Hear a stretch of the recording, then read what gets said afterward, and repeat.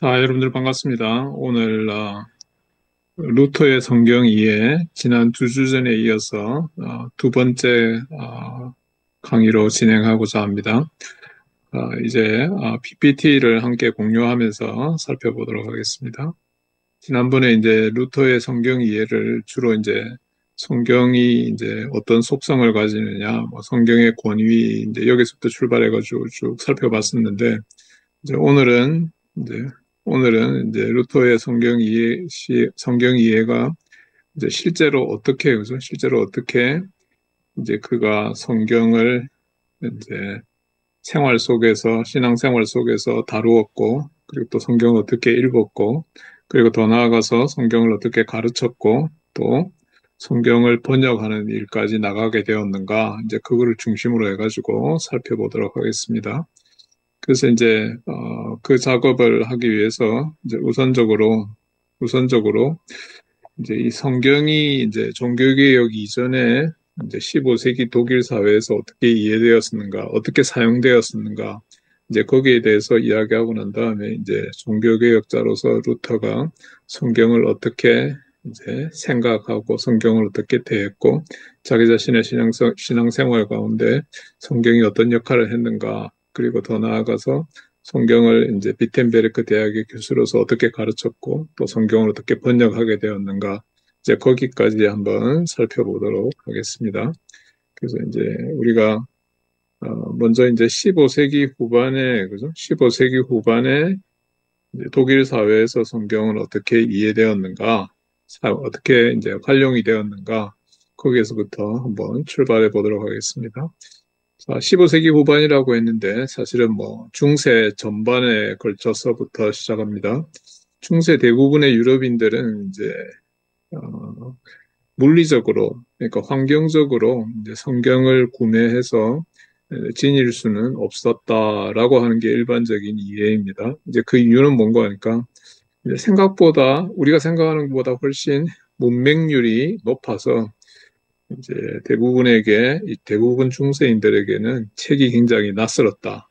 그래서 책을 읽는 것 자체가 굉장히 힘든 일이었다. 물론 이제 뭐 교육을 많이 받고 귀족이고 여러 가지 이제 여건이 좋은 분들은 이제 이렇게 학문을 연구하는 것이 가능했겠지만 대부분의 유럽인들에게는 그거는 굉장히 호사스러운 일이었다. 이제 이렇게 생각할 수 있습니다. 그래서 루터 시대에도 마찬가지였죠. 책을 읽고 글을 쓴다는 것은 대부분의 유럽인들은 누릴 수 없는 그러한 특혜였다. 이렇게 우리가 볼 수 있고, 아까도 뭐 어느 정도는 이야기했지만 대부분의 유럽인들은 성경 내지는 뭐 신약 성경도 이렇게 이제 구매해가지고 이제 그것을 이제 이렇게 읽는다라고 하는 것은 이제 그들의 소유 능력 바깥에 놓여 있는 일이었다. 이제 이것을 생각할 수 있고, 이제 그럼에도 불구하고 이제 독일의 사정을 생각해 보면은 1350년 이후에 이제 성경의 독일어 번역본, 주로 이제 라틴어 불가타에서 번역한 거죠. 그 독일어 번역본이 등장하기 시작했는데 이게 이제 뭐 생각보다는 그렇게 널리 보급되지 못했고 또 이제 번역 수준 자체도 이제 굉장히 낮았다. 그래서 이제 가동력이 많이 떨어졌다. 이렇게 생각할 수 있는 거죠. 그런데 이제 교회 지도자들, 이제 당시에 이제 중세 로마 카톨릭의 지도자들, 사제들은 일반 성도들이 꼭 성경을 읽어야 할 필요가 있는가? 이제 그런 이유는 없는 것 같다. 왜냐면은 뭐 교회에서 설교를 통해서 이제 신앙을 지니는데 아무런 문제가 없고 또 신앙이 유지되고 성장하는데 문제가 없다. 이제 그렇게 생각했기 때문에 굳이 일반 성도들이 성경을 지닐 필요가 있을까? 그리고 또 더 나아가서 일반 성도들이 성경을 이렇게 읽고 연구하고 탐구할 필요는 전혀 없는 것이다. 이제 그거는 전적으로 이제 사제나 지도자들의 몫이다. 그렇게 생각을 했었죠. 그런데 1486년 1월 4일에 뭐 루터가 태어난 지 뭐 그렇게 얼마 되지 않았죠. 루터가 1483년에 태어났으니까 뭐 3년 채 안 되는 상황에서 독일 마인츠라는 지역의 대주교 베르톨드는 성경 번역 금지령을 발표했었습니다. 여기 이제 카이즈베르크의 요하네스 가일러가 한 말인데, 어린이들이 스스로 빵을 자르기 위해서 칼을 쥐는 것이 위험한 것처럼 하나님의 빵을 지니고 있는 성경은 반드시 이에 대한 지식과 경험을 지닌 자들에 의해서 다루어져야 되고 읽어져야 되고 해설되어야 한다. 그래서 교회 지도자들, 사제들만 성경을 읽을 수 있다. 일반인들이 성경을 읽는 것은 이제 굉장히 위험한 일이다. 이렇게 이야기했던 거죠. 이제 그런데, 그죠? 그런데 또 조금 더 사정을 자세히 들여다보면은 대부분의 이제 당시 성직자들, 사제들은 이제 일반 성도들이 성경이 없이 성경 지식이 너무 없는 상태이기 때문에 이분들도 이제 성경에 대한 지식이 상당히 부족한 상황이었죠. 이제 그런 상황에서 이제 설교를 해야 하는 안타까운 상황에 놓여 있었다. 정말 그죠? 정말 힘든 상황이었다라고 우리가 볼 수 있는 것 같습니다.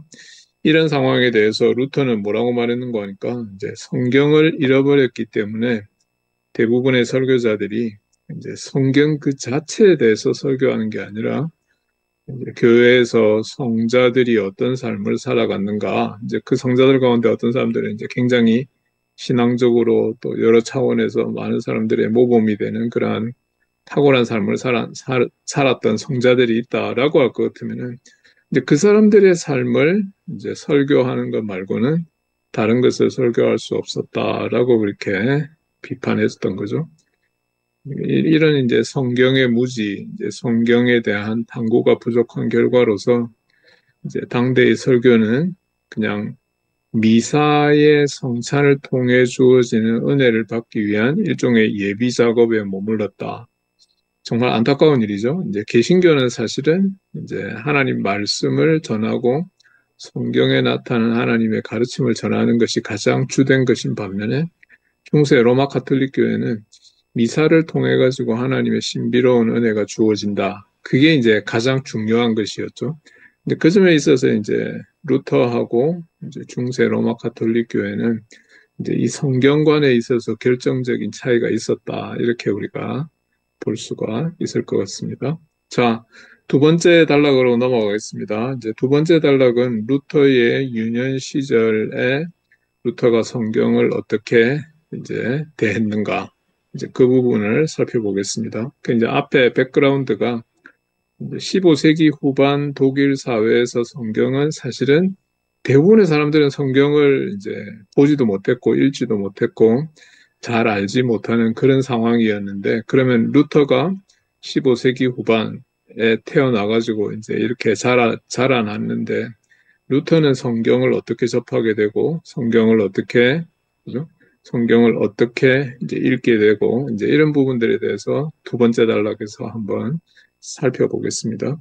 루터의 어린 시절에 이제 대부분의 뭐 다른 사람들과 마찬가지로 그의 가정이 이제 성경을 지니고 있었다. 그 집에 성경이 있었다라고 하는 이제 어떤 단적인 증거를 발견하기는 상당히 어렵다라고 하는 거죠. 이제 그런데 루터의 한때 제자이었고 또 어린 시절에 루터하고 같은 집에서 기거했던 요하네스 마테지우스라고 하는 인물, 1504년에 태어나서 1565년에 태어났습니다. 이제 근데 이제 이분은 이렇게 이제 출생 연도로만 보면은 루터보다는 뭐 20살, 21살 정도 적죠.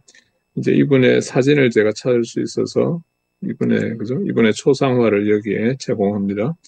이제 그런데 이제 이분이 루터의 제자가 된 거죠. 나이 차이가 좀 나는데, 이제 그런데 이제 이분이 루터 전기를 썼었습니다.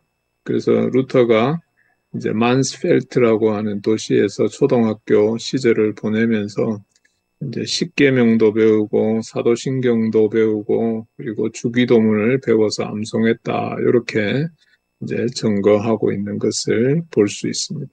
그래서 성경 그 자체에 대한 지식은 많이 없었지만은 성경에서 그죠? 성경에서 이제 아주 중요한 뭐 이런 이제 십계명, 사도신경 그리고 주기도문을 이제 배울 수 있었다라고 하는 사실에 대해서 말하고 있는데, 이제 그거는 루터가 이제 어린 시절을 통해 가지고 성경의 진리, 성경의 지식에 뭐 어느 정도는 접근했다라고 이제 우리가 생각을 할 수 있는 대목입니다.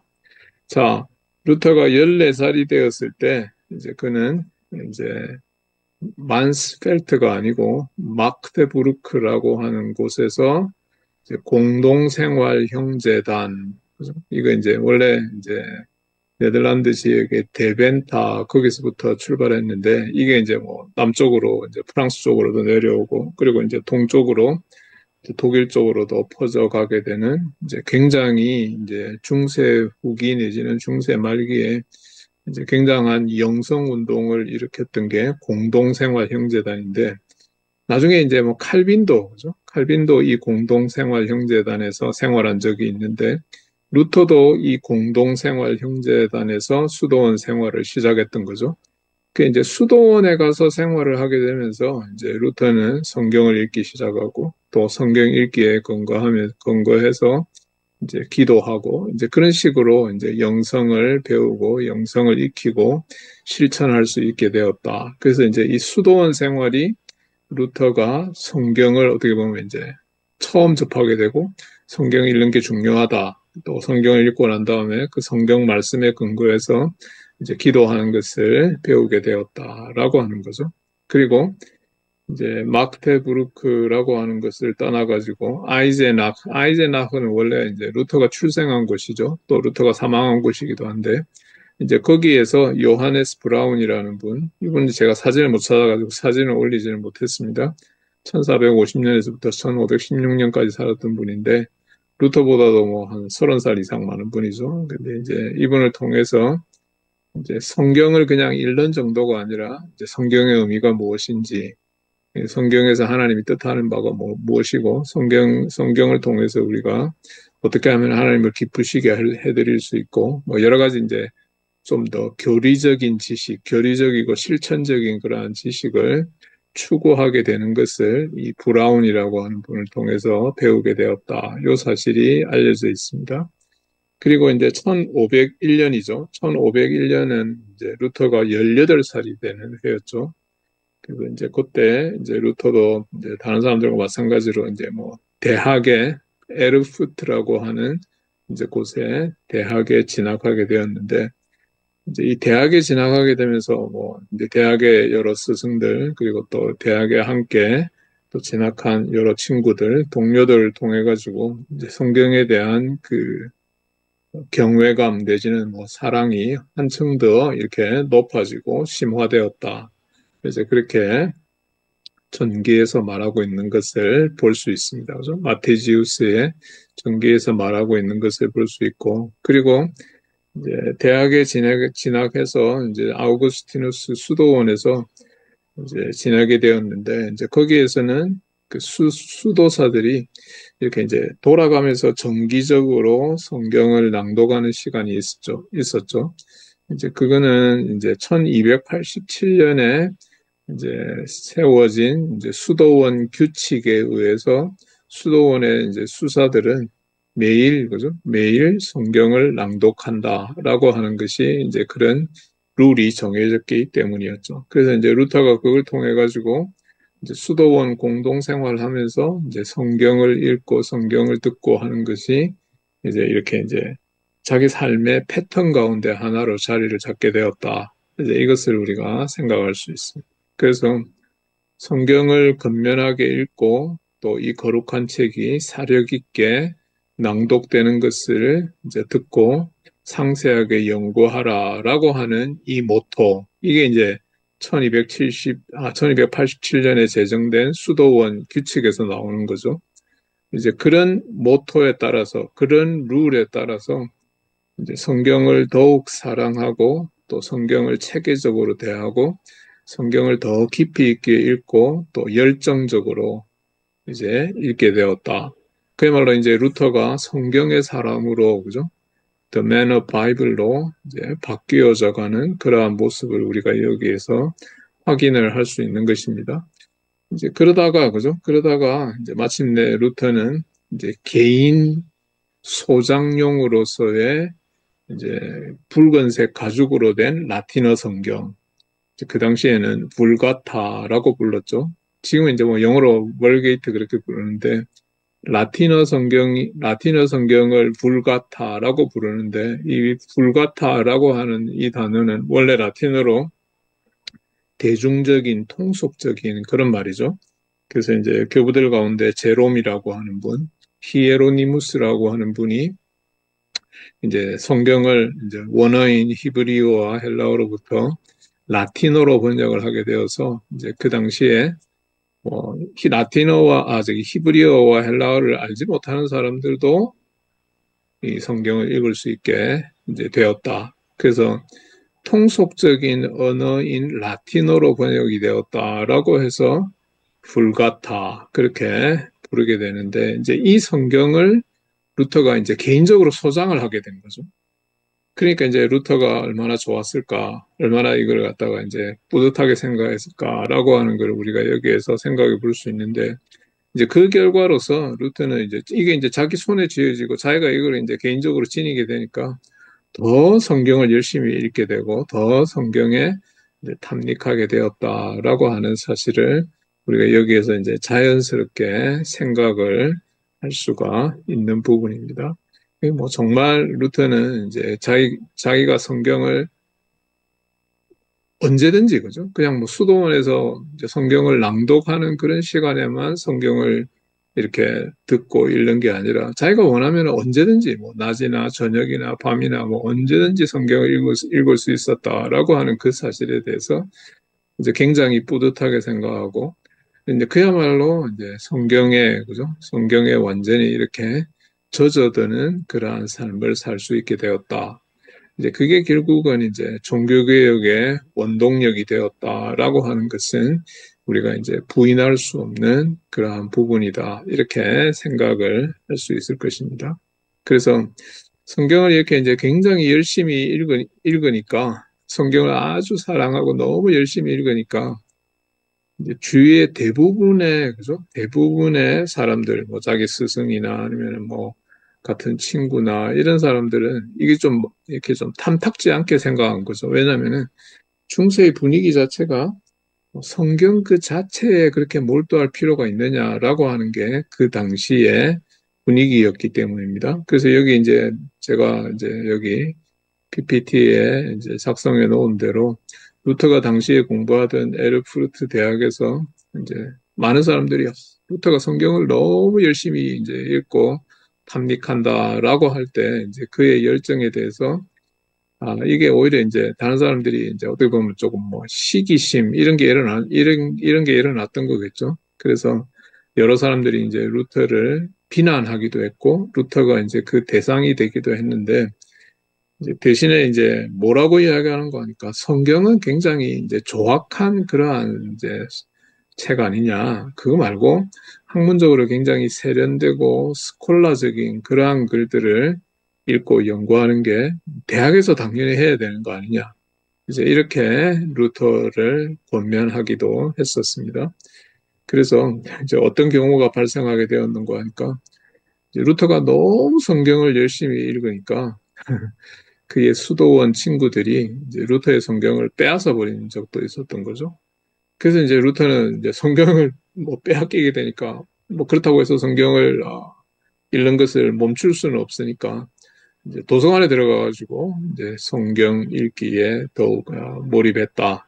이제 이런 것도 이제 루터의 전기에 나오게 됩니다. 그런데 루터를 제외한 이제 대부분의 이제 수도사들 그리고 이제 대학생들은 물론 뭐 신학을 공부하지만은 이제 성경 그 자체는 너무 좀 이렇게 세련되지 못하고 조악하기 때문에 성경 자체보다는 성경의 진리를 이렇게 잘 요약하고 축약해 놓은 교부들의 저작들을 더 열심히 읽어야 된다. 이거를 이제 본격적으로 읽고 이거를 탐구하고 연구해야 된다. 이렇게 루터에게 설명했는데 그 이유는 제가 말씀드린 대로 성경은 상당히 좀 혼란스러운 책이 아니냐. 성경이 좀 너무 조악한 책이 아니냐. 이제 논리적으로, 이성적으로 생각해 보면 성경이 과연 우리에게 이제 어떤 그런 교리적인 가르침을 줄 수 있을까? 이제 그게 이제 그 당시 중세 후기에 대부분의 로마 가톨릭에서 일반적으로 통용되던 사고였다라고 하는 거죠. 그래서 종교개혁을 통해 가지고 이제 루터를 통해 가지고 오직 성경이다, 솔라 스크립투라라고 하는 이제 그 표현은 이제 중세의 이런 분위기. 이제 성경은 그 자체로서 그죠? 그 자체로서 상당히 혼란스럽고 조악한 책이다. 이렇게 이제 성경을 이제 생각보다 이제 이렇게 그 중요성과 이제 그거를 이렇게 생각보다 이렇게 낮게 보고 이제 어떻게 보면 좀 얕잡아 보는 이제 그러한 경향을 종교개혁자들이 그죠? 종교개혁자들이 이제 그것을 없애버렸다라고 말할 수 있는데 거기에 이제 가장 크게 기여했던 인물은 역시 종교개혁의 파이어니어인 루터였다라고 우리가 생각을 할 수 있는 것 같습니다. 자, 뭐 이렇게 생각해 보니까 루터의 어린 시절이 그죠? 어린 시절이 어떻게 보면 이제 루터는 굉장히 좀 이렇게 행운아였던 차원도 있었다. 이제 그렇게 생각할 수 있는 거죠. 이제 대부분의 사람들은 이제 성경하고는 거리가 먼 삶, 성경을 뭐 한 번도 보지도 못한 사람들도 많고, 이제 그런 상황에서 이제 중세가 여전히 뭐 기독교 시대였다라고 하는 것이 사실은 좀 잘 이해가 되지 않는 부분이 있는 거죠. 그래서 이제 우리가 중세를 이야기하면서 중세가 암흑의 시대였다. The Age of Darkness였다라고 그렇게 말하는 배경에 뭐가 있는 거니까. 이제 아주 극소수의 성직자들, 교회 지도자들을 제외하고, 이제 그야말로 뭐 대다수는, 그죠? 대다수 중세 유럽인들은 성경을 보지도 못했고, 읽지도 못했고, 소유하지도 않았고, 성경의 진리가 무엇인지에 대해서는 전혀 알지 못했고, 그냥 교회에서 가르쳐 주는 대로, 그러니까 사제가 설교하는 대로, 이제 이게 기독교의 진리다. 이제 하나님의 모습이 이러하다. 우리가 어떻게 해서 구원을 받느냐라고 하는 것에 대해서 교회가 가르치는 대로 맹목적으로 믿는다. 그래서 이제 이 맹목적 신앙이 이제 중세 로마 카톨릭의 이제 교리 가운데 하나였죠. 그래서 fides implicita. 그래서 뭐 로마 교회가 무엇이라고 말하든 간에 로마 교회는 이제 권위를 가지고 있기 때문에 그 로마 교회의 가르침에 대해서 맹목적으로 순종해야 된다. 근데 그건 왜 그런 거 하니까 성경의 진리, 성경의 가르침을 이제 읽어보고 이제 그것이 무엇인지를 스스로 그걸 깨닫고 확정할 수 있는 그러한 환경이 조성되지 않았던 거죠. 그런데 루터는 어린 시절을 통해 가지고 특히 이제 이 성경을 사랑하는 그러한 이제 삶의 패턴이 형성되었다라고 하는 것은 루터가 나중에 이제 종교개혁을 하게 되는 데 있어서 이제 결정적인 요인 가운데 하나로 작용하게 되었다라고 하는 것을 우리가 여기에서 생각할 수 있는 대목입니다. 자, 그래서 이제 이 15세기 이제 중세 유럽의 사회적 상황, 성경과 관련되는 사회적 상황, 그리고 이제 루터의 어린 시절 동안에 루터가 어떻게 해가지고 이제 성경을 이렇게 이제 깊이 사랑하는, 그리고 또 열심히 읽고 열심히 탐독하는 그러한 인물로서 이제 성장하게 되었는가, 이제 그 부분에 대해서 조금 더 자세하게 생각해 보았습니다. 자, 이제 세 번째로 곧바로 들어가도록 하겠습니다. 세 번째는 이제 성경 교수로서의 루터입니다. 이제 루터가 이제 생긴 지 얼마 되지 않은 비텐베르크 대학에서 거의 평생을 보내면서 이제 거기에서 이제 신학 교수로서 활동을 했었는데, 이제 루터는 처음에는 이제 앞에서 말씀드린 대로 이제 18살 때부터 이제 에르푸르트 대학에서 이제 이렇게 공부하면서, 그리고 이제 뭐 수도원에서 또 계속해서 지내면서 이제 자기 자신의 이제 삶을 이어나갔는데, 비텐베르크 대학은 이제 생긴 지가 그렇게 오래된 대학은 아니었죠. 1502년에 처음 생겨난 대학이었습니다. 지난번에 제가 지난번에 어, 지난번에 제가 강의했을 때 비텐베르크 대학의 모습을 제가 보여드린 적이 있습니다. 이건 비텐베르크 시내지도이고, 이게 루터의 도시 비텐베르크, 그리고 비텐베르크 대학인데, 이제 이게 이제 비텐베르크라고 하는 도시죠. 뭐 조그마한 도시죠. 상당히 작은 도시인데 이게 이제 베를린에서 지금 차로 가면 한 남서쪽으로 한 30분, 40분 정도 걸리는 곳입니다. 그 이제 여기 이제 왼쪽에 비텐베르크 캐슬 철치라고 이제 이게 유명한 이유는 뭔가 하니까 루터가 이 교회 성당문에 이제 종교개혁 1517년 10월 31일에 이제 95개 조항을 내걸었던 교회가 이 교회죠. 그리고 이제 도시 한복판에 있는 교회가 이제 성마리아 교회죠. 요 근처에 사실 이제 비텐베르크 대학이 이제 설립이 되었던 거죠. 이게 이제 당시 비텐베르크 대학의 모습이었다. 뭐, 그 부분은 제가 지난번에도 설명을 드린 것 같은데, 오늘 이제 또 이렇게 나왔기 때문에 다시 한번 복습하는 차원에서 한번 살펴보았습니다. 자, 루터는 이제 비텐베르크 대학으로 와서 이제 거기에서 지내면서 이제 계속 공부하는 가운데 조금 이제 세월이 많이 지나갔었죠. 이제 1502년에 에르푸르트 대학에서 공부를 하기 시작했는데 1509년 그러니까 이제 26살 정도 되던 해에 성경 학사 학위를 취득합니다. 그래서 이제 이 성경 학사 학위를 취득하게 되면서 이제 비텐베르크 대학에서 이제 어느 정도 이제 가르칠 수 있는 그러한 자격도 획득하게 되는데 루터는 거기에 만족하지 않고 이제 계속해서 그죠? 계속해서 이제 성경 연구에 매진한 결과로서 1512년 10월 18일 성경 여기 이제 비블리아라고 했는데 이제 비블리아 박사 학위를 취득하게 됩니다. 이게 이제 뭐 굉장히 놀라운 일이다라고 말할 수 있는데 이제 대학에서 성경 과목을 교수할 자격을 획득했다. 이제 이런 의미가 이제 분명히 부여되는 거고, 이때부터 이제 성경 교수가 되었다.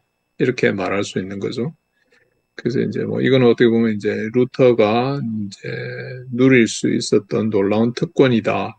우리가 이제 이렇게 생각을 할 수가 있는 것입니다. 그래서 루터가 성경의 박사가 되었다. 앞에 이제 1512년에 성경 박사가 되었다라고 했는데 이제 루터에게 성경 이제 박사 학위를 수여한 이제 폰 스타우피츠의 표현에 의하면은 루터는 매우 재능을 지니고 있었다. 그리고 성경 연구에 이제 상당히 헌신적이고 악에 물들지 않고 사리 판단에 있어서 겸손한 성경의 박사가 되었다. 이렇게 표현하고 있는 것을 이제 찾아볼 수 있습니다.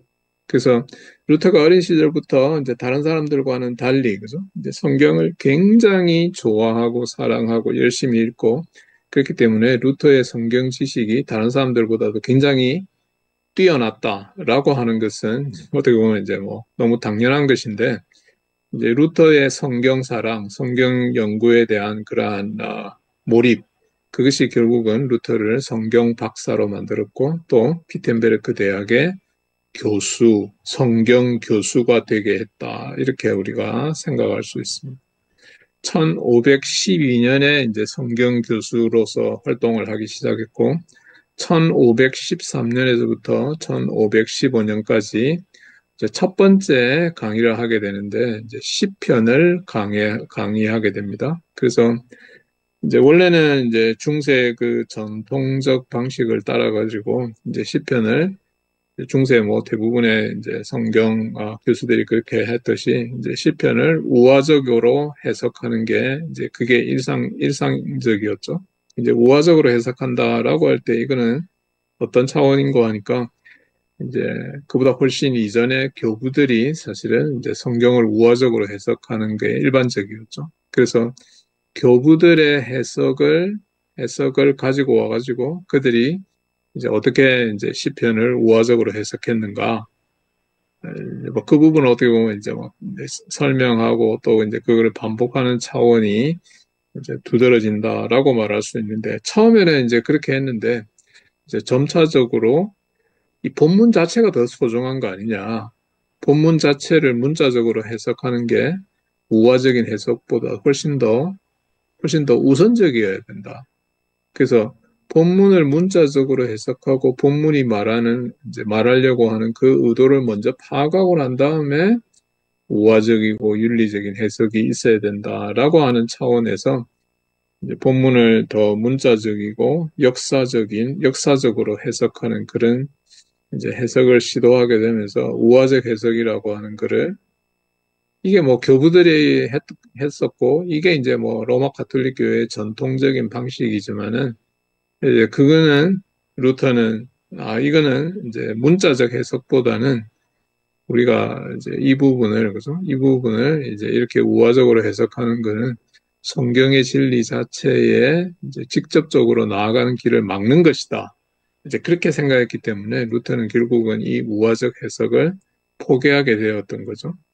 그래서 이제 루터가 이제 그런 우화적 해석을 이제 포기하게 되었던 이유로서, 그죠? 이유로서 우리가 생각할 수 있는 게 뭔가 하니까 루터 자기 혼자만 그렇게 했던 게 아니다라고 하는 거를 루터가 알게 되고 이제 거기에서 이제 위안을 얻고 또 용기를 얻게 된 거겠죠.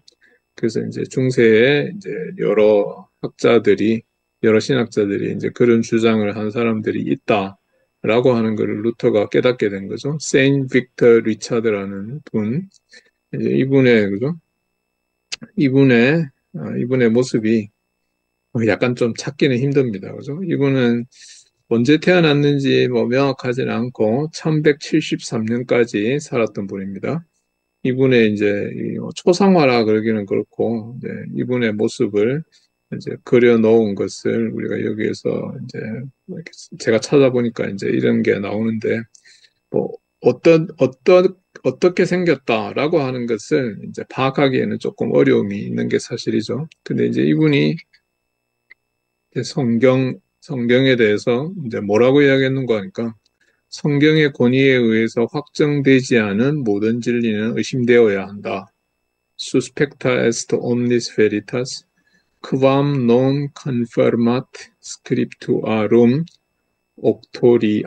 이렇게 말했죠. 그 말은 무슨 말인 거니까 성경의 권위에서 확정되지 않는 진리, 그거는 이제 성경을 문자적으로 들여다봐서 그게 진리인지 아닌지가 이제 확정되지 않았다라고 할 것 같으면 그건 당연히 의심되어야 된다라고 하는 말이죠. 또 이제 토마스 아퀴나스와 더불어서 이제 중세의 아주 중요한 신학자라고 일반적으로 인정되는 보나벤투라의 모습은 여기 오른쪽에 있는 이 인물입니다. 이제 토마스 아퀴나스하고 태어난 연도도 비슷하고 사망한 연도도 거의 비슷한데 1221년에 태어나서 1274년까지 살았던 인물입니다. 그죠? 중세 아주 유명한 신학자였죠. 보나벤투라는 성경을 뭐라고 말했는가 하니까 성경은 천국이다. 그렇다면 우리가 성경 자체를 굉장히 잘 알아야 된다라고 하는 그러한 사고를 가지고 있었다라고 말할 수 있습니다. 그래서 루터가 성경을 문자적으로 이제 이렇게 역사적으로 해석하는데 영향을 미친 것은 이제 당시 이제 인문주의의 영향력이다라고 그렇게 말할 수 있는데 또 이제 그것과 더불어서 루터는 이제 아리스토텔레스적인 그러한 사고로부터도 벗어날 수 있었다. 이 말은 무슨 말인 거니까 중세 로마 가톨릭의 스콜라주의가 이제 아리스토텔레스주의에 의해서 지배되고 있었는데 루터는 이제 그것도 그것도 사실은 합당하지 못한 것이다.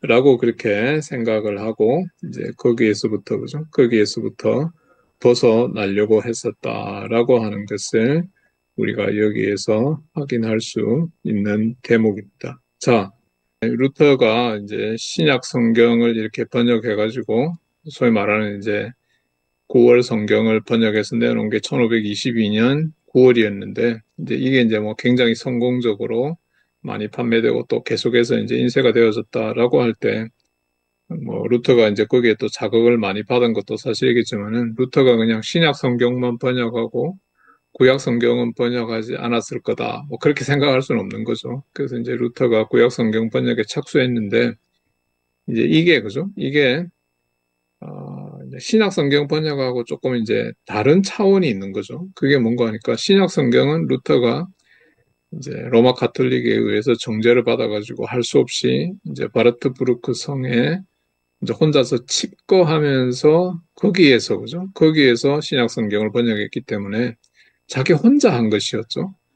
그래서 이제 뭐 여러 가지 이제 좀 다듬어지지 못한 부분도 있었는데 이제 구약 성경 번역은 이제 비텐베르크 대학의 동료 교수들과 함께 이루어낸 공동 작업이었습니다. 그래서 이제 팀을 이루어 가지고 구약 성경 번역에 임했다라고 하는 사실인데 이제 여기 이 팀에는 이제 뭐 루터 그리고 이제 우리한테는 좀 잘 알려지지 않은 이제 종교학자들이죠. 루터파 종교학자들이죠. 요하네스 부겐하겐, 유스투스 요나스, 카스파 크루시거, 마스터 필립 멜랑톤, 그리고 마타이우스 아우로갈루스, 그리고 마지막으로 이제 뭐 번역자라고 하기에는 조금 어려움이 있을 수도 있는데 이제 번역된 것들을 교정하는 역할을 맡았던 게오르그 르에어라고 하는 인물까지 이렇게 포함될 수 있습니다. 근데 이제 여기에서 이제 여러분들이 한 번쯤은 이름을 들어보셨을 거라고 추정할 수 있는 인물로서 마스터 필립 멜랑톤을 생각할 수 있습니다. 멜랑톤은 이제 비텐베르크 대학의 이제 루터 동료였죠. 그래서 이제 그가 주로 헬라어를 가르쳤었는데 멜랑톤 이름 앞에 이제 마스터가 붙어 있는데 왜 마스터냐? 그는 이제 그만큼 이제 멜랑톤의 지식이 대단했기 때문이다라고 하는 것을 말할 수 있는데 멜랑톤은 이제 헬라어 교재뿐만 아니라 이제 뭐 당시에 가르쳐지던 모든 교과목의 이제 교재 내지는 전공서를 최소한 하나씩은 다 작성했던 인물입니다. 제가 방금 말씀드린 이 내용을 여러분들이 이제 잘 들으셨다면 깜짝 놀라셨을 것입니다. 그냥 뭐 신학자이었지 그렇게 생각할 수 있는데 이분은 신학자의 범주를 넘어서 가지고 모든 학문에 달통한 뭐 일종의 이제 학문의 달인이었다라고 말할 수 있죠. 그래서 뭐 수학, 뭐 양리학, 천문학, 철학, 뭐 여러분들이 언급할 수 있는 모든 학문에 대해서 최소한 한 권 이상의 저작을 남긴 사람이 필립 멜랑톤이었습니다. 그래서 이제 루터가 이제 멜랑톤을 곁에 두고 뭐 궁금한 게 있으면 다 이 사람한테 물어보는 거죠. 이제 그러니까 마스터라고 부르는 게 당연하다라고 말할 수가 있을 것입니다.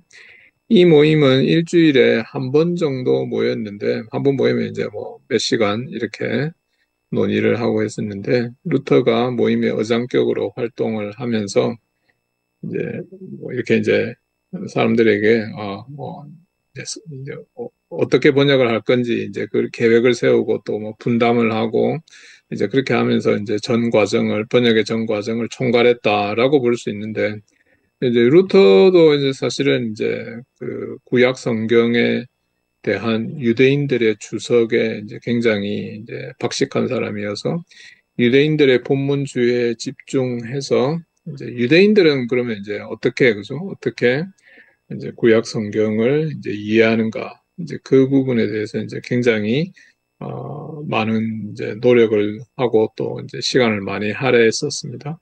그래서 이제 이 팀은 이제 히브리어 단어에 적합한 하나의 독일어 단어 이거를 이제 제대로 찾아내기 위해서 이제 굉장히 많은 노력을 기울였던 거죠. 그래서 이제 예를 들면은 루터가 레위기를 번역하는 것에 대해서 레위기에 나오는 제사 제도에 관한 기술이 있는데 그러면 이제 제사를 드리는데 필요한 동물들 뭐 주로 이제 우리가 소라고 생각하면은 소를 잡아가지고 이제 하나님께 제사를 드리는 거 아닙니까?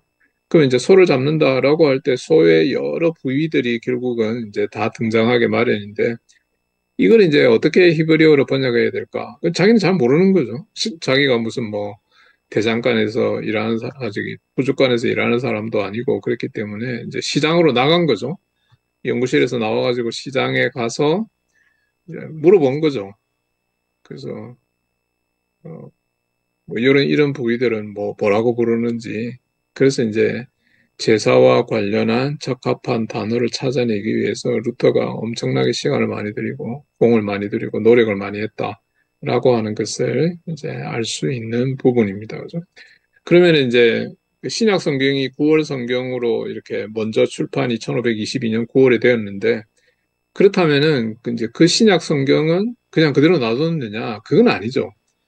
그게 이제 루터가 혼자서 번역을 했고, 또 이제 굉장히 이제 얼마 되지 않은 그런 기간 동안에 번역을 했기 때문에, 뭐, 짧게 보면 한 뭐 2달 정도? 또 루터가 이제 1521년 뭐 12월쯤에 시작을 했다라고 하는데, 그보다 조금 더 앞에 시작을 했다라고 우리가 추정을 한다 하더라도, 그 기간이 그렇게 길지는 않았습니다. 그죠? 그래서 뭐 많으면 뭐 한 6개월 정도? 이제 그런데, 이게 이제 뭐 번역에 아무래도 좀 이렇게 좀 다듬어지지 못한 부분이 당연히 있었을 테고, 이제 그래서 그 9월 성경이 이미 출판이 됐지만은, 그건 이제 계속적으로 이제 개정을 했었죠. 그래서 이제 그죠? 여기 이제 신약 학자라고 할 수 있는 헬라어 이제 교수가 필립 멜랑톤인데, 필립 멜랑톤이 여기 포함된 이유는 이제 이 신약 성경이 루터가 번역한 거를 멜랑톤을 중심으로 해가지고 또 이제 계속해서 이제 개정하는 작업을 했었다라고 우리가 생각을 할 수가 있는 것입니다. 그래서 신약 성경은 이제 멜랑톤의 책임하에 이제 개정이 계속해서 시도가 되었었고, 구약 성경은 이제 뭐 이 팀원들이 이제 이렇게 맡아가지고 하는데, 구약 성경 가운데 특히 갈대어와 아람어는 카스파 크루시거라고 하는 이제 어, 루터의 동료 이제 구약학 교수가 주로 이제 맡아서 작업을 진행했었습니다. 그래서 이렇게 탄생하게 된 루터 성경의 특징, 이게 이제 여기 맨 밑에 있는 대로 1534년에 이제 출간되었는데, 이 성경은 이제 굉장히 쉬운 것이 특징이었습니다. 그리고 굉장히 자연스러운 번역. 그래서 이제 독자들이 이 성경을 읽으면은, 야, 이거 뭐 읽는데 이게 아무런 부담이 없다. 너무 이렇게 쉽고 자연스럽게 성경이 물 흐르듯이 흘러간다라고 하는 거죠. 그러니까 뭐 많은 사람들이 이 성경의 매력에 푹 빠질 수밖에 없는 거고, 그래서 이제 엄청난 인기를 누리게 되었다라고 하는 부분에 대해서는 앞에도 말씀드렸는데, 1522년 9월 성경도 그랬다라고 말씀을 드렸는데, 1534년 신구약 성경 합본도 이제 어떻게 보면 이제 그보다 더 많은 이제 인기를 누리게 된 거죠. 그래서 하인츠 블룸이라고 하는 이제 학자, 루터 트랜슬레이터 어 폴이라고 하는 책에서, 루터가 성취한 것은 단순한 번역의 굴레를 끊어버려서 독자들이 자기가 번역본을 읽고 있다는 생각을 완전히 잊게 만드는 것이었다. 그래서 성경이 히브리어에서 헬라어에서 독일어로 번역됐다.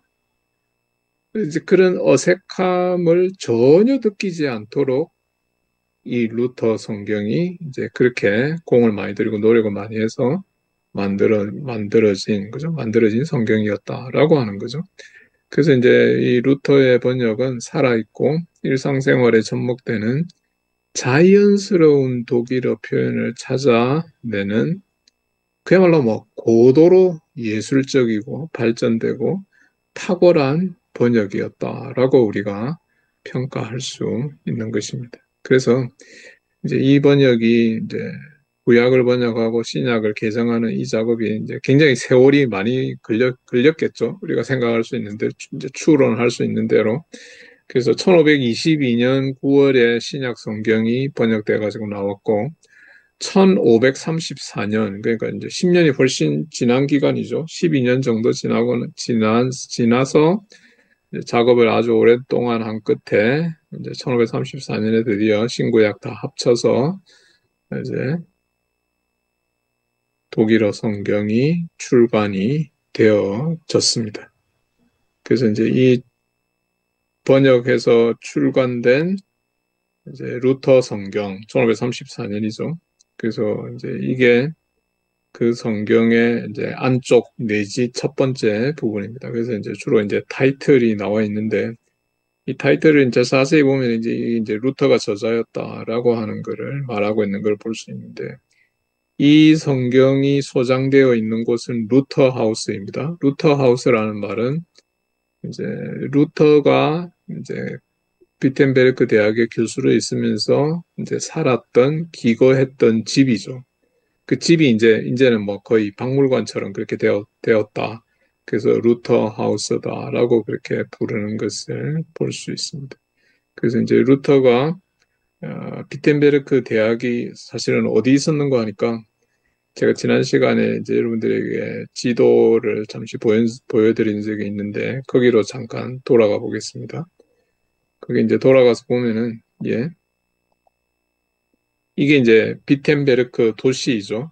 비텐베르크 도시의 전경인데 왼쪽에 이제 비텐베르크 캐슬 철치라고 하는 게 여기가 우리가 이제 일반적으로 알고 있는 루터가 종교개혁을 1517년 10월 31일에 일으켰다라고 하는 곳이죠.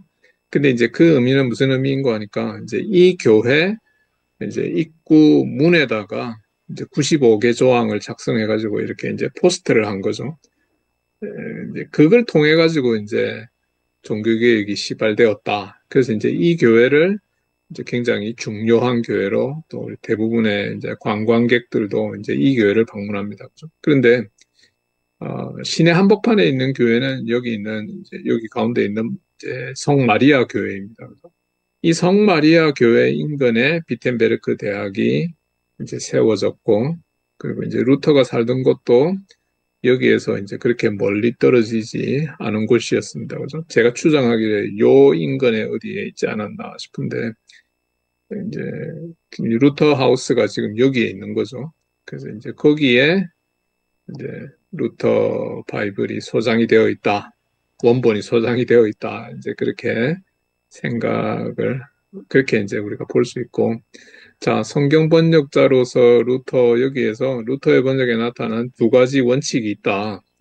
이제 그거는 뭔가 하니까 그 이제 신구약 성경의 이제 여러 본문들 텍스트에 나타난 이제 여러 문장들이 이게 율법을 가리키는가 아니면은 복음을 가리키는가 이제 그거를 식별해서 만약에 율법을 가리킨다면 그거는 이제 하나님의 진노와 관계되는 거고 뭐 그게 복음을 가리킨다면은 하나님의 죄 용서의 은혜를 말하는 것인가 그걸 먼저 파악할 필요가 있다. 그 다음에 두 번째가 성경 본문의 모든 표현들을 잘 응집을 해서 잘 모아가지고 이 본문이 주장하는 바가 도대체 뭔가 라고 하는 것을 파악하되 가능하다면은 이 본문이 그리스도를 지칭하는가를 파악하고자 하는 원리입니다. 그죠?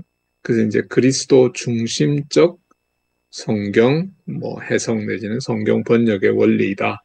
이렇게 생각할 수 있겠죠. 첫 번째 거는 이제 율법과 복음의 원리에 따라서 성경을 번역하는 부분이다. 이렇게 생각할 수 있는데 이제 여기에서 이제 우리가 생각해야 될 부분이 이제 루터가 물론 이제 성경 번역자인데 성경 번역자이기에 앞서서 루터는 책임 있는 신학자였다. 그 사실을 우리가 항상 잊지 말아야 된다. 그래서 이제 루터가 번역하는 데 있어서 이제 그 번역 자체도 사실은 하나님의 특별한 은혜이고 또 선물이었다. 이제 그 사실을 우리가 잊지 않아야 되고 예를 들면 이제 이런 거겠죠. 루터가 로마서 3장 28절을 사람이 율법 외에 오직 믿음으로 의롭다함을 얻는 줄 아노니 이렇게 이제 번역하고 있는데 이제 거기 오직이라고 하는 이 부사는 헬라어 원문에는 등장하지 않는 거죠. 솔라라고 하는 거죠. 독일어로 하면 알레인인데 알레인이라고 하는 이 부사는 원래 성경 원문에는 없는 건데 이제 루터가 이제 번역하면서 그걸 집어넣었기 때문에 많은 사람들이 루터가 이거 왜 집어넣었냐 그래서 이제 논란이 야기되었는데 그거는 이제 어떤 의미인가 하니까 이렇게 이제 오직이라고 하는 것을 삽입하는 것이 사도 바울의 원래 오더를 더 잘 표현하는 거다. 그렇기 때문에 원래 원문에는 없지만은 루터가 오직을 집어넣은 것이었습니다. 그게 이제 루터가 물론 번역자이지만은 이제 먼저 신학자였다라고 하는 사실을 방증하는 것이다라고 볼 수 있고 그다음에 이제 루터 바이블 그 자체로 한번 들어가 보겠습니다. 루터 바이블의 특징인데 이제 몇 개 남지 않았는데 PPT로 몇 개 남지 않았습니다. 이 성경의 인쇄자는 한스 루프트라는 인물이었고 그 다음에 이제 이 성경이 여러분들 피 가지고 보시면 아시겠지만, 뭐, 그 당시 16세기 대부분의 이제 성경들도 그러했다라고 말할 수 있는데, 생각보다 좀 사파가 그림이 많이 들어있는 거죠. 그래서 이제 루터의 초상화도 그리고, 이제, 카트리나 폼보라, 루터 이제 부인의 초상화도 그리고 했던, 멜랑톤의 초상화도 그리고 했던 루카스 크라낙이라고 하는 분이 이제 이 성경에 이제 여러 사파를 넣었는데, 이제 사파를 넣은 목적은 루터의 그 신학적인 의도에서부터 비롯되는 거죠. 그래서 이제 성경이 율법을 가리키는지 복음을 가리키는지 이제 그거를 이제 성경 독자들이 구별하는 데 도움을 주기 위해서 사파를 이제 그려가지고 집어넣은 거죠. 루터 바이블의 인기는 엄청났는데 이 1534년판은 신구약 성경 합본이죠. 이제 그거는 모두 250회 이상 인쇄되었다라고 합니다. 그래서 이제 비텐베르크에서 인쇄되는 것보다는 보다 다른 지역, 다른 도시에서 인쇄되는 게 훨씬 더 많았다. 이렇게 루터 전기를 작성한 분들이 말하고 있는 것을 공통적으로 발견할 수 있고, 그러면 이제 이 루터 바이블은 이제 요즘식으로 이야기하면 일종의 스터디 바이블하고 유사한 것이겠죠. 그래서 이제 개별 성경 각 권 앞에 서문이 있어가지고 독자들에게 이 성경의 특징은 뭐고, 이 성경은 어떤 의도로 작성되었고, 누구에게 작성되었고, 어떤 줄거리가 있고, 뭐 이 성경은 어떻게 뭐 이렇게 우리가 이제 분석을 해서 이제 이야기할 수 있다. 이제 이런 거를 이제 서문에다가 먼저 이렇게 기록을 함으로써 성경을 읽는 독자들이 이제 이 성경을 더 잘 이해할 수 있도록, 그래서 이제 일종의 가동력 향상에 이제 이 서문이 도움을 제공했다. 이제 이렇게 생각을 할 수가 있는 거죠. 성경 각 권의 서문, 특히 구약의 서문은 루터가 주장하는 성경에 나타난 율법과 복음이라고 하는 그 틀에 대한 신학적 해설을 시도한 것으로 볼 수 있는 거죠. 그래서 이제 이제 각 구약 성경의 서문에 나타난 그런 이제 시도가 이제 이걸 이제 율법과 복음이라고 하는 그러한 틀을 가지고 이 성경을 이제 해석하는 거죠. 그래서 구약은 율법, 신약은 복음이라는 도식이 이제 이 성경에, 루터 성경에 나타나 있는데 이것은 이제 굉장히 중요한 의미를 가지고 있는 거죠. 루터파 신학 전반에 있어서 이제 굉장한 해석학적 열쇠 내지는 키로 자리 잡게 되었던 거죠. 그래서 이제 루터파 신학자들은 이제 그 율법과 복음이라고 하는 주제가 어떻게 보면 이제 루터파 신학 전반에 걸쳐가지고 아주 중요하고 또 뭐 굉장히 빈번하게 등장하는 그러한 주제이기도 합니다. 그래서 이제 루터파 신학자들은 율법과 복음이라고 하는 주제로 단행본을 집필한 사람들이 이제 굉장히 많은 것을 우리가 볼 수가 있습니다. 그리고 아까 말씀드린 대로 이제 루카스 크라낙이 이제 이 성경에 사파를 많이 포함시켰다라고 했는데 그거는 뭐 우리가 금방 생각할 수 있는 대로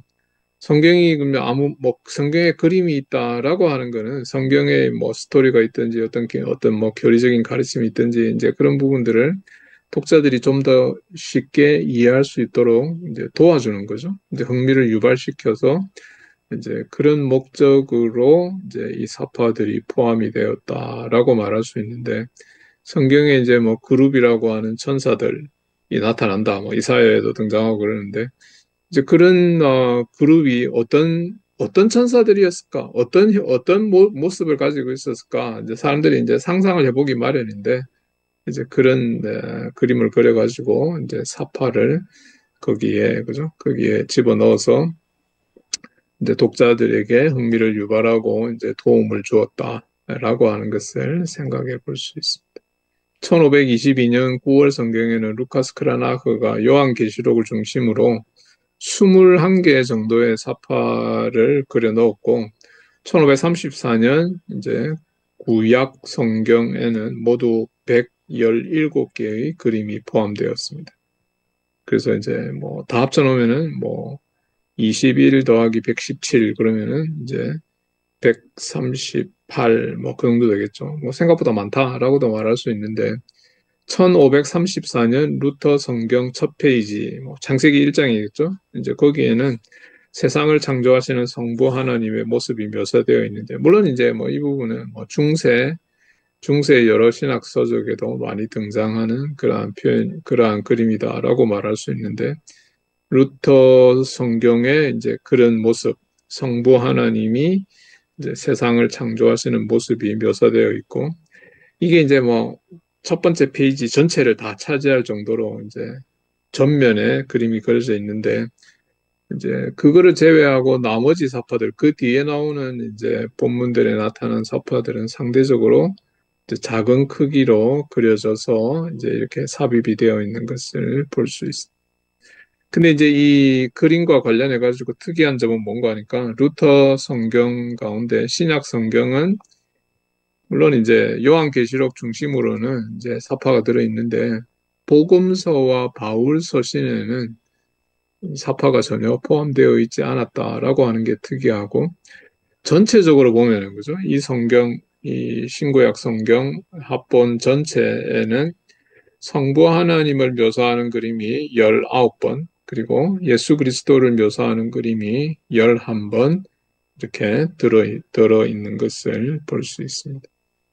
성경이 독일의 많은 가정에 보급됨에 따라서 이게 이제 많은 사람들이 이제 이 성경을 읽게 되니까 설교자는 설교를 준비하고 이제 설교를 프레젠테이션 하는 데 있어서 이제 설교를 듣는 사람이 성경을 전혀 모른다라고 생각을 하게 되면은 설교하는 게 굉장히 힘들고 어려운 거죠.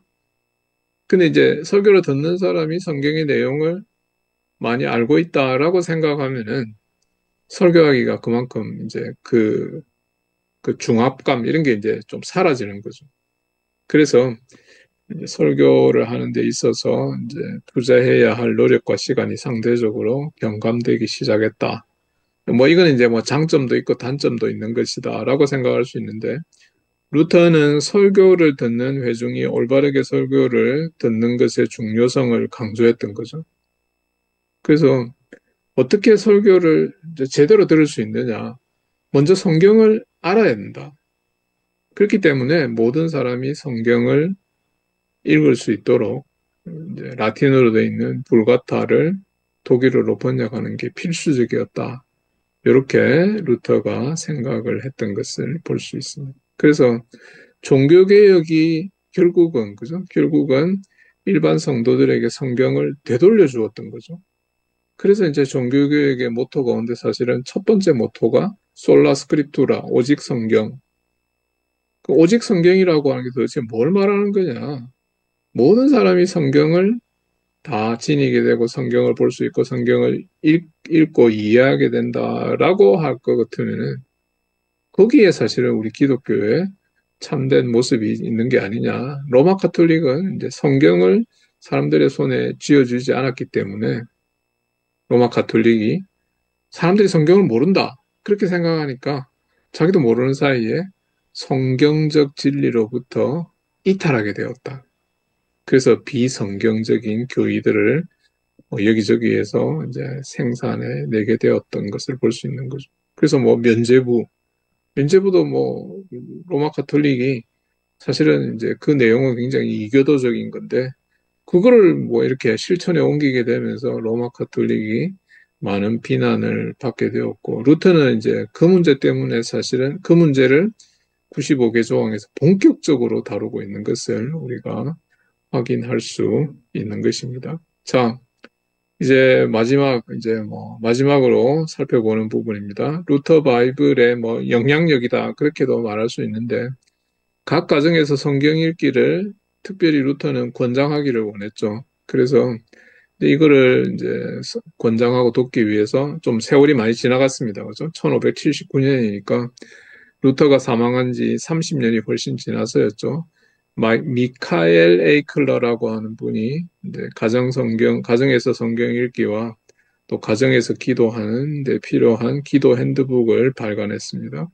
그래서 에이클러는 가정에서 매일 3회, 그래서 아침, 점심, 저녁 식사 시간 전에 이제 일정 분량의 성경을 읽고 식사하는 이제 그런 프로그램을 개발한 거죠. 근데 뭐 우리나라에서는 이렇게 잘 하지 않는데 이제 유럽 대륙의 개혁파 루터파 교회 가정들은 이제 이 원리 매일 3회 성경을 읽고 기도하는 이 원리 식사 전에 그렇게 하는 원리를 이제 가정에서 이제 이걸 굉장히 보편화하고 있는 것을 저는 이제 유럽에서 이제 유학을 하면서 네덜란드에서 유학을 하면서 이제 그거를 뭐 사실은 이제 기독교 가정 거의 다가 이것을 이렇게 생활화하는 것을 볼 수 있었습니다.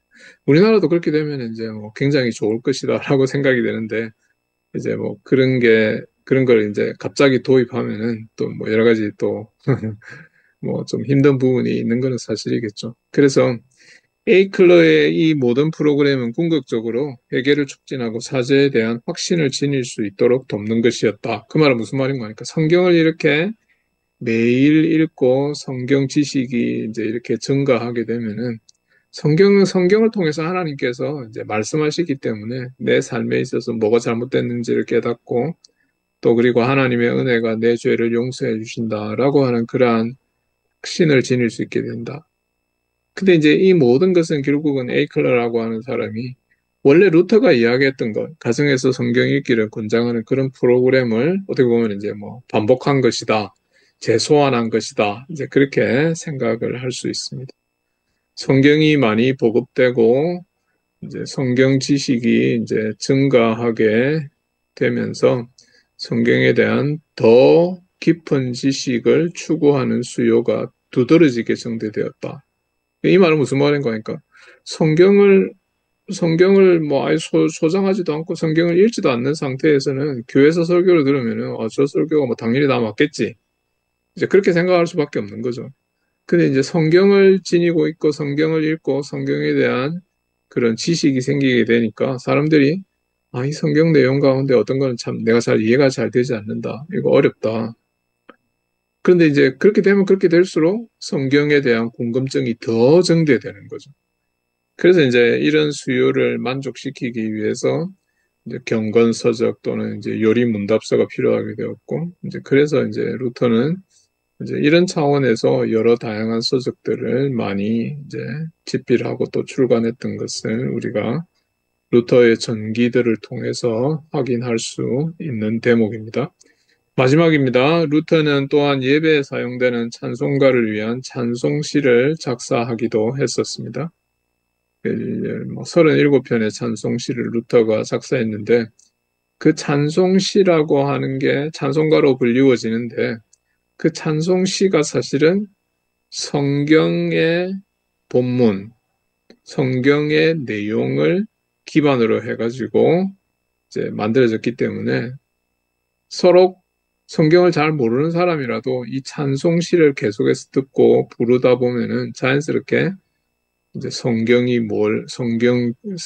내용이 뭔가를 이렇게 더 잘 알게 된다. 그래서 이제 성경 지식을 함양하기 위한 목적으로 이 찬송시를 루터가 많이 작사를 했고 또 이제 그렇게 많이 권장을 했다라고 하는 거죠.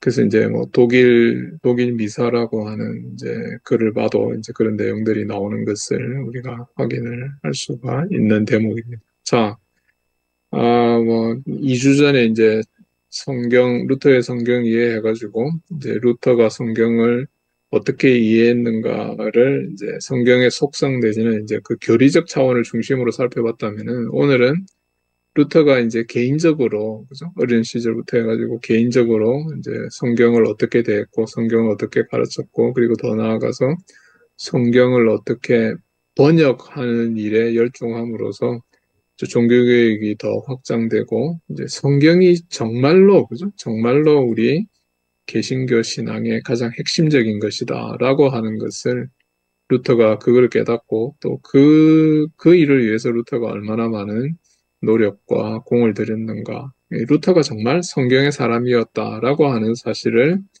여러분들과 함께 확인해 볼 수 있었습니다. 이번 이제 2회 강의를 통해서 루터가 이해한 성경에 대해서 여러분들도 더 잘 이해하시고 또 이 성경을 더욱 사랑하고 성경을 열심히 읽음으로 말미암아서 우리 하나님의 음성을 잘 듣고 우리 하나님의 은혜가 더욱 풍성한 삶을 살아가시게 되는 또 여러분들 모두가 다 되시기를 바라는 마음으로 강의에 임했습니다. 또 강의하는 가운데 여러 부족한 부분이 있었다면 여러분들께서 또 너그럽게 봐주시고 혹시 또 다음에 기회가 있다면 이제 여러분들과 함께 또 다른 종교개혁자들이 또 성경을 어떻게 이해했는가 이제 그런 거를 살펴볼 수 있는 기회가 된다면 너무나 좋을 것 같습니다. 자, 2회에 걸쳐서 또 부족한 강의를 들어주시고 끝까지 경청해 주신 우리 모든 분들에게 진심으로 감사를 드립니다. 이것으로 제 강의를 루터의 성경 이해라고 하는 제 강의를 마무리하도록 하겠습니다. 감사합니다. 수고 많으셨습니다. 네, 우리 이신열 교수님 루터의 성경 이해 두 번째 강의 해주셨는데 우리 한번 감사의 박수 한번 해주시기 바랍니다. 네, 두 번째 루터의 성경의 두 번째 강의에서는 15세기 후반에 그 독일 사회에서 성경이 어떤 상황에 있었는가부터 시작해가지고 루터의 성경 번역해 주셨는데 이 루터 바이블의 특징과 그 영향력까지 잘 말씀해 주셨습니다.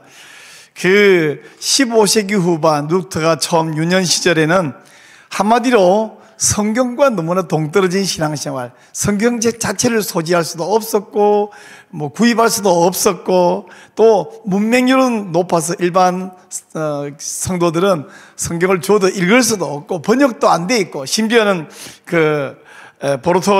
베르톨드 같은 사람은 성경 번역 금지령까지 내린 지경이니까 이렇게 성경을 읽을 필요도 없다, 또 읽을 책도 없다 이렇게 되면 어떻게 되느냐 하면 신앙생활이 미신이 되죠. 미신.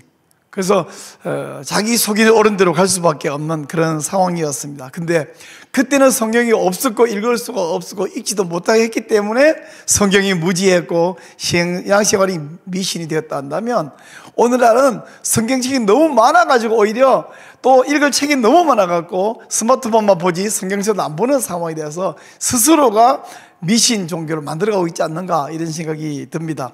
루터는 이렇게 성경 읽을 수 없는 상황이었지만 성경을 몹시 사모했고 읽기를 원했고요. 또 결국에는 그가 대학에 간 이후에는 개인 성경책을 불가타 성경책이지만 소지하게 됐다. 18살 때 말이죠. 엉뚱한 이야기입니다만 제가 중학교 때 교회당에 굴러다니는 낡은 성경책 남의 거 이렇게 막 얻어보고 이러다가 18살에 알바해가지고 제 개인 성경책을 처음 구입했던 기억이 납니다. 얼마나 행복했었는지 그 성경책을 얼마나 사랑하고 그 품에 안고 다니고 읽었었던지 기억이 납니다. 개인 성경책 집에 놓고 빈손으로 다니는 시대 됐잖아요. 스마트폰에 있고 그다음에 저 스크린이 다 띄워주니까 성경책이 이렇게 하도 손에 만져가지고 너덜너덜해질 때까지 읽으면 성경책이 더러워지면 내 영혼은 깨끗해지고 성경책이 깨끗할수록 내 영혼은 더러워진다라고 누가 말했던 말이 생각이 납니다. 그 시대에 성경 박사라는 것이 아마 처음에는 없었을 것 같은데 결국 루터는 성경 학사가 되고 성경 박사가 되고 또 시편을 강의하면서 그 전까지는 우화적인 해석 혹은 성경 말씀보다는 어떤 성자라는 사람들의 삶에 관한 것이 설교였다면 이제부터 성경 자체를 본문을 들여다보고 문자적으로 해석하고 역사적으로 해석하고 그래서 성경 자체를 들여다보는 이런 뛰어난 공헌을 했습니다. 그 시대 사람들은 그럼에도 불구하고 루터에게 성경은 조악한 책이고 성경은 상당히 혼란스러운 책인데 너 왜 성경만 읽니? 세련된 스콜라적인 책을 좀 읽어라. 어쩌면 이 시대랑 너무 똑같지 않습니까? 이 시대는 성경만 이야기하면 그건 결코 아카데믹하지 못하다. 그래서 아카데믹한 용어와 아카데믹한 인문학 개념을 끌고 와야만 학술적 가치가 있다고 그러고 학위를 주고 인정해주는 이런 시대였는데 우리 시대가 그런 상황을 뛰어넘기 어렵다고 해도 루터보다 어렵지는 않을 것이라고 생각이 듭니다. 루터가 정말 우리 루터의 성경의 첫 번째 강의에서도 그렇게 넣었겠지만 정말 이 사람은 성경을 사랑했고 또 성경을 지키는데 목숨을 걸었던 사람이다, 이런 생각이 들거든요.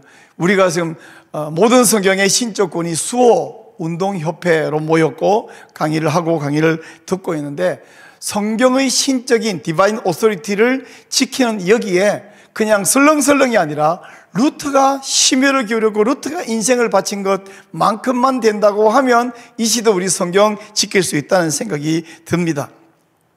루터가 이 성경을 너무너무 보급하고 싶어가지고 결국에는 찬송가를 작사를 했고, 그 찬송가는 노래 부르기 위해서라기보다는 성경의 지식을 함양하는 목적이었다고 하는데, 오늘날 그 찬송가보다도 CCM이 불러지고 CCM이 내용보다는 너무 감정에 치우치는, 요즘 일반 가요는 내용도 없는 비트만 남아있지 않나 싶던데 너무나 우리가 찬송가도 거기에 따라가는 경향이 있지 않나, 이런 생각이 들면서 성경교수, 성경교사들만이 아니라 이 찬양하시는 분, 찬양을 만드시는 분, 보급하고 인도하는 분들도 이런 부분에 좀 많이 관심을 가지고 좀 바로잡는 노력이 필요하겠다, 이런 생각이 많이 듭니다. 오늘 귀한 말씀을 들었는데요, 우리가 이 시간 한번 합심해서 좀 기도하면 좋겠습니다. 첫 번째는 하나님, 성경은 무시하고 이 시대적 세속을 따라가고 있는 이 상황 속에서 우리가 성경의 디바인 오소리티를 끝까지 지켜낼 수 있는 우리 한국교회 또 우리 성수협 되게 주시옵소서 우리 기도하고요. 또 우리가 성수협 월요일마다 하는 정기강론과 함께 목요일마다 하고 있는 우리 성경 순종, 성경 읽기, 성경을 유행에 따라 읽는 건 아니고 신학적 관점으로만 읽는 건 아니고 성경 자체에 순종하기 위해서 읽는 이 성경 순종, 성경 읽기와 예수님의 기도를 따라가는 이 하나님의 언약 산기도, 하은산 기도, 이 사역을 위해서 첫 번째 성수협, 성순성 그리고 하은산 사역을 위해서 기도해 주시기를 부탁합니다.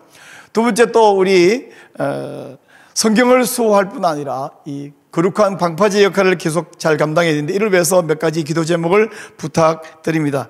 우선은요, 당면한 과제로서 제주도지사가 추진하고 있는 제주 평화 인권 헌장, 이 추진이 반드시 무산되어야 되는데, 특별히 제주도에 있는 우리 성도들에게 좀 더 용기와 헌신을 주셔서 반드시 막아낼 수 있는 은혜를 허락해달라고 기도하고요. 또 우리 11 커플의 동성 커플이 동성혼 소송을 제기해놓고 있는데, 우리 보건법률가회를 중심으로 열심히 막아내고 있습니다. 이 동성혼 소송 한 군데도 뚫리지 않도록 반드시 막아낼 수 있도록 기도하십시다. 또 오늘날 퀴어 신학, 퀴어 뒤에 신학을 붙이는 말 자체가 성립이 안 됨에도 불구하고 퀴어 신학이 기승을 점점 부리는데, 이 퀴어 신학은 명백한 이단입니다. 퀴어 신학 이단이 사라지도록 기도하고요. 이번 6월에도 서울 퀴어 축제 또 분명히 이 사람들 할 것입니다. 우린 거룩한 방파제여서 막아내야 됩니다. 이를 위해서 또 이번 주 금요일 오후 밤 10시부터 우리 연합 기도회도 하게 되는데요, 이런 거룩한 방파제로서 반드시 우리 한국교회는 끝까지 이 거룩한 방파제 역할을 잘 감당해서 이런 동성애 사상, 동성혼 합법화를 막아낼 수 있기를 원합니다. 우리 하나님께 은혜를 구하면서 우리 주여 한번 크게 외친 다음에 간절하게 기도하겠습니다. 주여, 하나님 아버지, 이 오늘날 하나님의 말씀을 허물고 짓밟으려고 하는 악한 사탄의 어려운 세력이 있고, 또 여기에 속고 동조하는 어리석은 사람들이 있습니다. 불신자뿐 아니라 신자가, 목사가, 교수가 하나님 말씀을 난도질하며 하나님 말씀을 오히려 짓밟는 일을 하고 있습니다. 루터의 시대에는 성경이 없었고 성경책도 없었고 번역도 되지 않았고 문맹률이 높아서 읽지 못했지만, 오늘날은 너무 잡다한 것에 끌려가느라고 성경을 읽지 아니하며 너무 지식이 높아서 하나님 그 시대도 스콜라 철학, 인문학을 비교하고 요구했던 사람이 있었던 것처럼, 오늘날도 하나님 이 아카데믹한 책 읽는 것과 인문학 사상들에 대해서는 권위와 가치를 인정하며 성경은 오히려 선한 것으로 취급하는 악한 자들이 있습니다. 하나님 말씀인 모든 성경, 우리 신적인 권위를 반드시 수호하는 우리 하나님 연합의 협회에 오셔서 우리에게 힘주시고 이 일에 함께하는 성도가 점점 많아지며 특별히 많은 목사와 교수들이 이 거룩한 운동에 동참할 수 있는 은혜를 허락하여 주시옵소서. 또 하나님 말씀에 순종하기 위해서 성경이 인간 성경 순종 성경 읽기와 또 이 일을 감당하는 우리 조영길 장로님에게 은혜를 주시며 우리가 하나님 예수님의 본을 받아서 하나님의 언약을 믿고 산에서 기도하는 하원산교회까지 복 주시며 우리가 말씀으로 돌아가며 하나님께로 나아가는 은혜를 허락해 주시기를 원하기도 합니다. 또 하나님 우리가 거룩한 방파제가 되어서 이 더럽고 악한 동성애 성전한 차별금지법 독재법을 막아내야겠습니다. 하나님 제주도지사가 추진하는 제주 평화인권 헌장을 반드시 막아내기를 원합니다. 제주도에 있는 성도들에게 목사들에게 더욱 용기를 주시고 힘을 주셔서 하나님 이 제주 평화인권 헌장을 반드시 부산시킬 수 있는 은혜를 허락해 주옵소서. 또 하나는 11 동성 커플이 동성원 합법화 소송을 제기하고 있고 우리는 수의 교회 성도들이 귀한 종들이 헌신하여 맡고 있습니다. 하나님 은혜 주셔서 11건 한 건도 뚫리지 않도록 반드시 막아낼 수 있는 은혜를 허락해 주시기를 원합니다. 하나님 아버지 교신하기라는 이단이 사라지게 도와주시옵소서. 하나님 이번 여름에도 거룩한 방파제를 형성하여 악한 동성애 퀴어 축제 광란의 이 축제 자체를 반드시 막아낼 수 있는 은혜를 주시고 이번 금요일에는 이를 위하여 간절히 기도하는 연합 기도회가 있습니다. 하나님 오셔서 크신 은혜를 베푸시며 우리가 하나님 앞에 살아 깨어있어서 한국교회 반드시 거룩성을 지켜낼 수 있도록 도우시며 이 거룩성을 전 세계에 전파하며 살려내는 한국교회 될 수 있도록 여기 우리의 모든 헌신의 성도들을 동기들을 동역자들을 중심에 사용하여 주시기를 간절히 소원하기도 합니다. 하나님 도우시고 주님 영광을 받아 주시옵소서.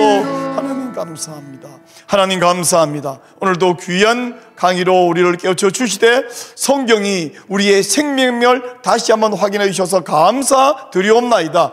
루트의 시대에는 성경을 읽을 능력이 없었고 성경책이 없었지만 그는 정말 성경을 사랑하였고 결국은 성경 말씀으로 오직 성경으로 세상을 바로잡았습니다. 교회를 바로잡았습니다. 오늘날은 성경책이 손에 있고 굴러다니고 있지만 또 모두가 똑똑해서 책을 잘 읽지만 나머지 일에 집중하느라 치중하느라 성경을 등한히 하고 있고 오히려 스스로 미신 종교를 만들고 있는 이 시대에 하나님 우리가 성경을 다시 부여잡고 또 성경에 순종하기 위하여 성경을 읽는 우리 모든 성도와 모든 동역자들이 될 수 있는 은혜를 허락하여 주옵소서. 하나님 성경을 비평하며 성경을 짓밟는 사람들이 하나님께서 명백히 말씀하시는 것을 거부하고 동성애와 성전을 인정하는 동성애 독재법을 추진하고 있습니다. 이에 동조하는 퀴어 신학자들도 있습니다. 하나님 우리가 간절히 기도합니다. 이 악한 동성애 독재법을 반드시 물리치고 막아내게 하여 주옵소서. 제주 평화인권 헌장 추진을 반드시 막으려고 무산되게 하여 주옵소서. 또 하나님 11 동성 커플 소송을 반드시 막아낼 수 있게 하여 주옵소서. 이번 여름에도 저 악한 퀴어 축제 강단의 춤을 우리가 거룩한 방파제가 되어서 막아내고 이겨내게 하고 하는 영광 돌리게 하여 주옵소서. 예수님 이름으로 기도합나이다. 아멘. 여러분 감사합니다. 몇 가지 광고 말씀을 좀 드릴게요. 여러분 이 성수협 이 귀한 내용들을 우리만 알고 있으면 안 되는데요. 성수협 채널에 들어오시는 분이 많습니다. 근데 또 제한되어 있지 않습니까? 여러분이 운영하고 있는 채널들 요즘은 교회만이 아니라 개인별로도 이 유튜브 채널을 많이 가지고 계시더라고요. 여러분이 운영하는 유튜브 채널에 이 성수협 강론을 올려주시면요 우선 그 채널의 수준이 업그레이드 되고요 이 영상 때문에 들어오셔서 또 이 구독자 수도 더 늘어나는 그런 좋은 결과도 있습니다. 그래서 채널을 여러분의 이 성수여 강의를 올리기를 원하시는 분은 지금 화면에 나가는 저 전화번호로 전화를 주시든지, 전화를 못 받으면 문자를 주시면 더 정확해요. 그래서 문자를 주셔서 채널 공유하기를 원합니다. 그러면 그분에게도 이 영상을 보내드려서 채널에 올릴 수 있도록 하겠습니다. 많은 동역자가 생겨나기를 부탁드립니다. 그리고 우리 성경 순종 성경 읽기 강론이 목요일마다 진행되고 있는데, 이번 주는 휴강을 하겠습니다. 대신에 금요일 저녁 밤 10시 우리 오사리 기도원에서 거룩한 방파제 연합 금요 기도회가 있거든요. 여기에 집중하십시다. 그래서 이번 주는 성경 순종 성경 읽기 강론도 또 우리 하나님의 언약 산 기도회도 쉬고 목요일 대신에 금요일 참여를 부탁드리겠습니다. 대신에 다음 주죠. 4월 10일인데요. 4월 10일에는 오후 4시에 우리 성경 순종 성경 읽기 강론도 있고, 이어서 8시 반에 우리 청계산에서 하나님 언약 산 기도되어 있습니다. 여러분, 산 기도를 안 와보신 분은요, 왠지 모를 부담을 넘어 두려움조차 있어요. 그 깜깜한 산에 가서 어떻게 기도하나. 근데 그 말로 설명이 안 돼요. 와봐야 알아. 와보면 이게 세속적인 표현을 빌려도 될지 모르겠는데 살짝 중독성이라 그럴까요? 안 가면 이게 너무너무 아쉬워, 허전하고. 그래서 이번 주는 말고 다음 주 목요일에 동참해 주시고요. 여기 동참하실 분도 역시 연락 주시면 참여 안내해 드리도록 하겠습니다. 네, 오늘은 26회 우리 성수역 강론 있었고요. 다음 주 27회 강론에는 이명진 원장님께서 지난번에 한번 했습니다. 세속주의 성경관과 생명윤리 첫 번째 강의에서 너무 내용이 귀하고 좋았죠. 우리 다음 주 두 번째 강의 역시 기대해 주시고, 월요일 오후 3시 기억했다가 현장에 오시면 굉장히 재미있습니다. 그러나 형평성 오기 어려우면 그 시간에 채널에 들어오셔서 함께 이 강의를 통해서 유익하고 또 우리 성경관으로 무장하고, 이 시대에 어떻게 하면 하나님 말씀도 허물고 하나님의 사람들의 삶도 허물고 교회도 허물 것인가, 사탄이 그 바라고 있는 이 시대에 잘 무장할 수 있도록 생명윤리 다음 주에 강의해 줄 테니까 크게 유익할 것을 확신합니다. 많이 들어와시고 동참해 주시기를 바랍니다. 네, 오늘 이렇게 귀한 시간 함께 해주신 여러분 정말 감사합니다. 계속해서 기도도 해주시고 힘들게 해주시고 함께 해주시기를 바랍니다. 이제 제가 마지막 기도하고 오늘 성수협 정기 강론과 기도회를 마치도록 하겠습니다. 제가 한번 기도하겠습니다. 주 하나님께 감사합니다.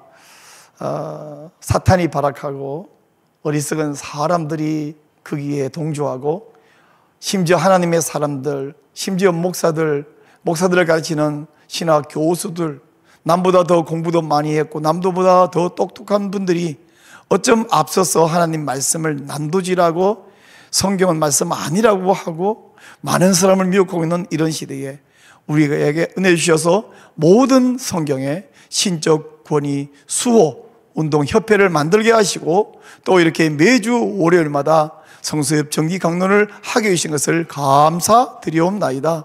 또 이제까지 지켜주시고 많은 성도들이 기쁨으로 동참하게 해주셔서 감사드립니다.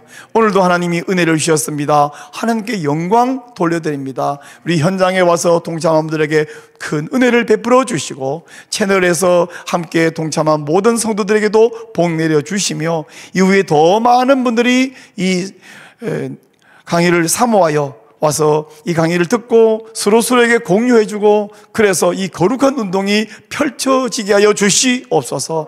한국교회를 끝까지 거룩하게 지키시고 한국교회가 오늘날 허물어진 온 세계 교회를 바로 세우는 귀한 도구로 사용하여 주시옵소서. 하나님, 우리 성수협에 복을 내려 주옵소서. 하나님, 영광 받아 주옵소서. 모든 말씀 우리 주 예수님 이름으로 간절히 기도하옵나이다. 아멘.